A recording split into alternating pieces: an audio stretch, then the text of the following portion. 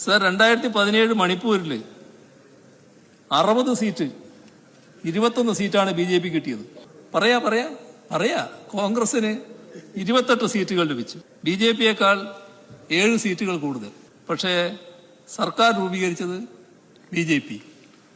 Sir അതെങ്ങനെയാണ്? അവിടേക്കൊക്കെ പോയാൽ ഇതെല്ലാം കാണാൻ കഴിയും. അങ്ങ് ഇവിടെ 16 വർഷം എന്നാണ് എൻ്റെ ഓർമ്മ പാർട്ടി സെക്രട്ടറി ആയിരുന്നു. കേരളത്തിലെ CPMന്റെ നേതാവാണ്, ചോദ്യം ചെയ്യപ്പെടാനാവാത്ത നേതാവായിരിക്കുക. അങ്ങ് നേതാവായിരിക്കുമ്പോൾ MLA മാരായിരുന്ന പാർട്ടിയുടെ MLA മാരായിരുന്ന അൽഫോൺസ് കണ്ണന്താനവും S രാജേന്ദ്രനും BJP പോയത് അങ്ങ് അറിഞ്ഞില്ലേ? അങ്ങ് പോളിറ്റ് ബ്യൂറോ മെമ്പറായിരിക്കുന്ന ദേശീയ നേതാവായിരിക്കുന്ന പാർട്ടി ബംഗാളിലും ത്രിപുരയിലും ഭരണത്തിലുണ്ടായിരുന്നു.